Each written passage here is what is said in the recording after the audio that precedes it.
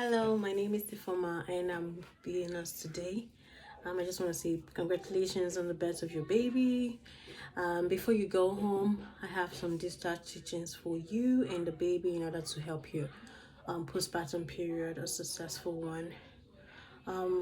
For you, we'll address first the diet.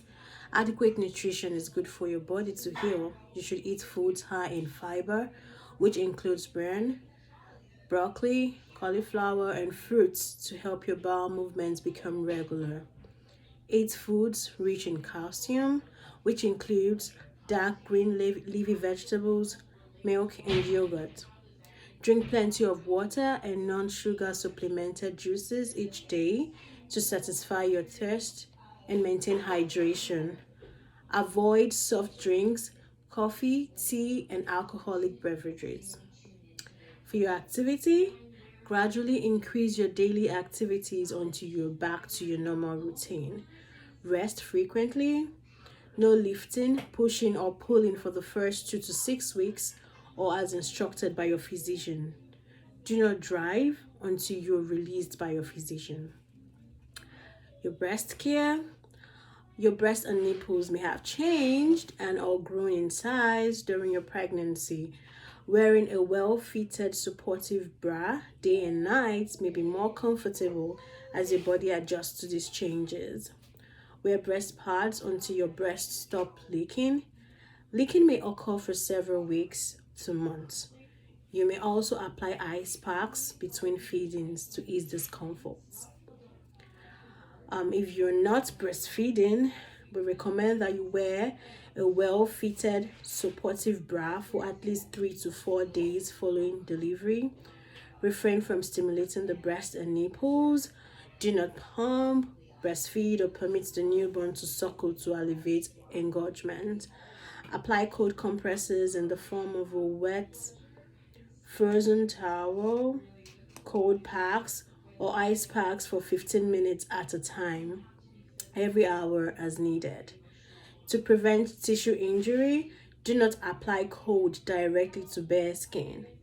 Do not massage or apply heat to the breast. We have some breastfeeding tips for you. Now, your baby's mouth should form a tight seal around your nipple. The lips should be against the areola, not the nipple. If the baby is sucking incorrectly, slide a finger between your baby's lips and your breast to break the suction gently. Reposition and try again. So, you have questions about how long you should nurse? As long as your baby wants, which is usually 10 to 30 minutes. At first, your baby will probably want to nurse many times in a 24 hours period. Do not for very long. It is important for the health of your breast to have your infant feed from both breasts every feeding. The good signs of nursing are hearing your baby swallow without a clicking sound, seeing movement above the baby's ears, the ears may even wiggle, and not seeing dimples in your baby's cheek. You and your baby should appear calm and relaxed during the feeding. You should feel gentle tugging at the nipple, but no pain after the first few minutes. If you do feel pain, it may mean the baby is not positioned properly or that the tongue does not extend past the lower jaw. Remove the baby and begin again. For hygiene, wash your hands frequently as you're caring for yourself. To prevent infection, always wipe from front to back after going to the toilet and clean your bottom with warm tap water, using peri bottle after you urinate or have a bowel movement. It is important you change your pad frequently. So for bleeding, your vaginal flow will decrease in amount from bright red to pinkish or brown to a yellow or cream color. Your menstrual period may occur as early as 6 weeks to 2 months after the birth of your baby. Bowel movements, avoid constipation. You may take a mild laxative or stool softener until bowel movements have returned to your normal pattern. Increase fluid and fiber in your diet. We'll be discussing about birth control. It is recommended that you discuss birth control options with your healthcare provider. You may choose to obtain a method of birth control before resuming sexual intercourse. Regarding sexual activity, we recommend that nothing should go into the vagina the first 6 weeks after discharge. Sexual intercourse should be avoided until bleeding has stopped and the woman feels and you feel physically and emotionally ready. There are certain warning signs to report to your healthcare provider immediately you see them. This includes pain, redness, warmth, swelling, drainage, or foul-smelling discharge from the incision, or the incision begins to open. Now this is talking about the perineal laceration or C-section incision. Any discharge from the vagina that has a bad odor should be reported to your healthcare provider immediately. Severe headache or blurred vision or visual changes. Temperature over 100.4, or if you feel cold, feverish, and have chills. If you have thoughts of harming yourself or your baby, please reach out to your healthcare provider immediately. Any pain or burning sensation, redness, warmth, or swelling in the legs. Breasts that are painful, swollen, hot, tight, itchy, or if you have spots with redness or red streaks and flu-like symptoms. If you're experiencing any sharp pain in your abdomen, breast, or chest, trouble breathing, dizziness, or faintness, please also report to your healthcare provider. Crying spells or mood swings that feel out of control, unable to empty your bladder, or urination that is painful, difficult, or too frequent, or if you're having difficulty having a bowel movement. It is also important for you to report any domestic violence or abuse. If you have any of such, please call 1-800-96-ABUSE. That is 1-800-96-ABUSE. So we have other discharge teachings for your infant, and first is we'll be talking about safety. For sleeping, please place your infant on his or her back to sleep. Use sleep clothing such as a one-piece sleeper instead of a blanket. Do not let anyone smoke around your infant. Use a firm mattress and a safety-approved crib covered by a fitted sheet. Car seats and other sitting devices are not recommended for routine sleep. Do not use pillows, blankets, or pillow-like bumpers in your infant's sleep area. Wedges and positioners should not be used. Keep soft objects, stuffed animals, stuffed toys, and loose beddings out of your infant's sleep area. The baby should sleep in the same room as the parent, but not in the same bed. Avoid covering the infant's head or overheating. So for bulb syringe, we recommend that you keep the bulb syringe near the infant at all times to clear the infant's throat or nose if necessary. Clean the bulb syringe well with warm soapy water after each use. Allow to air dry after cleaning.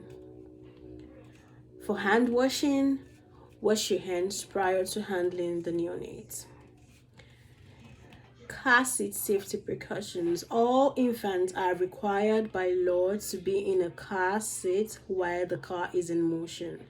Children should be placed in a safety seat according to state laws. In the home, the use of outdoor announcement is not recommended to announce the birth of a child because they call attention to the presence of the new infant at home. Um, we ask that you question any unfamiliar person visiting your home or inquiring about your baby after discharge. Do not use home monitors or commercial devices marketed to reduce the risk of SIDS.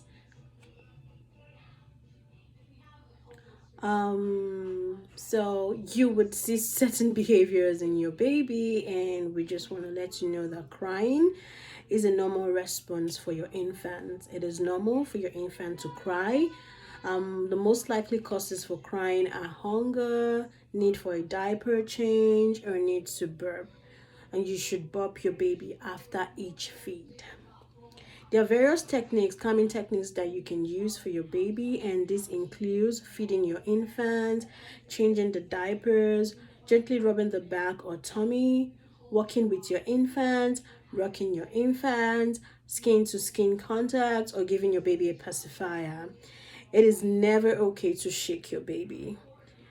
If you get frustrated or angry, put your infant in a safe place, take a break, and call a friend. For sleeping patterns, infants require a lot of sleep. You should be waking your baby at least every 3 to 4 hours for feeding. You should place your baby on his tummy each day for supervised tummy time, as this will strengthen his or her neck and abdomen. Diets for your baby. Breastfeeding, your infant should breastfeed 8 to 10 times a day per infant cues. Positioning while breastfeeding, be sure to hold your infant close to you while feeding. Your infant needs to be cuddled, and skin to skin time is recommended. After feeding, hold your infant upright over your shoulder while gently patting or rubbing his back to burp. If you're not breastfeeding and you're doing the formula feeding, your neonate is receiving a Similac or Enfamil diet. If your baby sleeps longer than 4 to 5 hours and misses feeding, awaken your baby to feed. Your infants will generally take 2 to 3 ounces per feeding after the first few days of life and will need to eat every 3 to 4 hours. So positioning while formula feeding, be sure to hold your infant close to you while feeding. Your infant needs to be cuddled. Never prop your infant's bottle to feed. Burping, infants needs to be burped every half ounce of formula. After feeding, hold your infant upright over your shoulder while gently patting or rubbing his back to burp. So there are characteristics that are peculiar to newborn, and some of those are, the first one is newborn rash.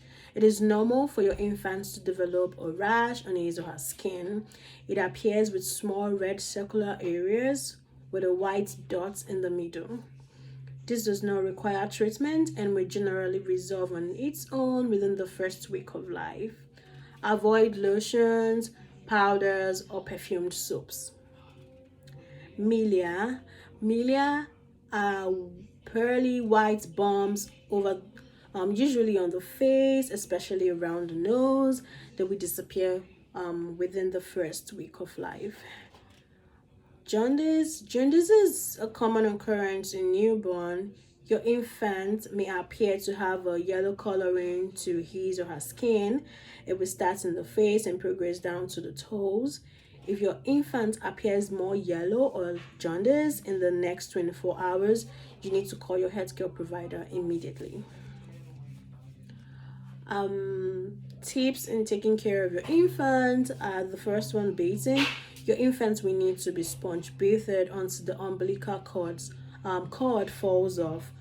Using a soft washcloth and plain water, gently wash your infant's face. Bathe your infant from head to toe, saving the diaper area for last.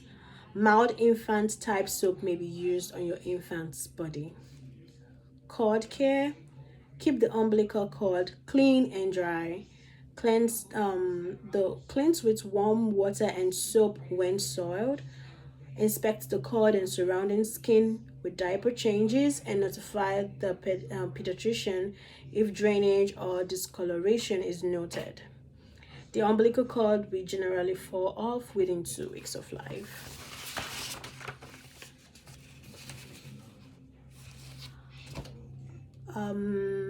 For wet and dry diapers, so 1 to 2 wet diapers are normal for the first day or two of life.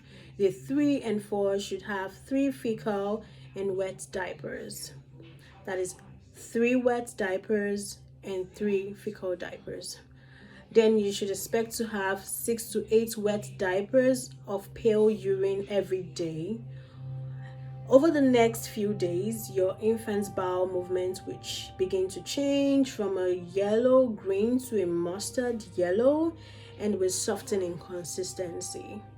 Your infant should have at least one bowel movement every 24 hours. You may want to keep a record of your infant's wet and dry diapers to monitor adequate elimination and hydration. For the genitalia area for female, always wipe from front to back. Be sure to cleanse all creases and folds to prevent diaper rash. Pat dry and diaper. It is normal for baby girls to have white or pinkish discharge. The secretions are normal and will gradually disappear. For uncircumcised male infants, always wipe the baby from front to back. Be sure to cleanse all creases and folds to prevent diaper rash as well. Pat dry and diaper.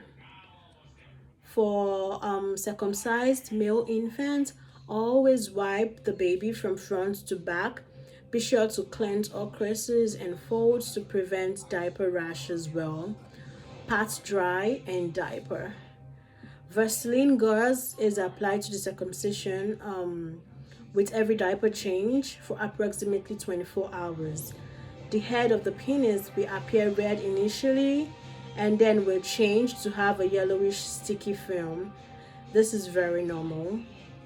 If you see any bright red bleeding or green drainage, you should contact your healthcare provider. The plastic ring method of circumcision does not require a dressing. The ring that is used will come off usually by 2 weeks, but if you notice any swelling, bright red bleeding, or green drainage, you should contact your healthcare provider immediately. To cleanse the area, wipe gently with a soft cloth, a cotton swab, or a gauze pad, and plain water. So, dressing your infant. It is recommended you dress your infant as you would yourself. Avoid overdressing your infant. Too much clothing and too much blankets may cause your baby to become overheated. And vaccines. Infants should receive all recommended vaccine as that when due.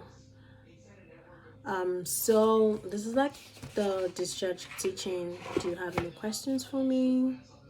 Thank you.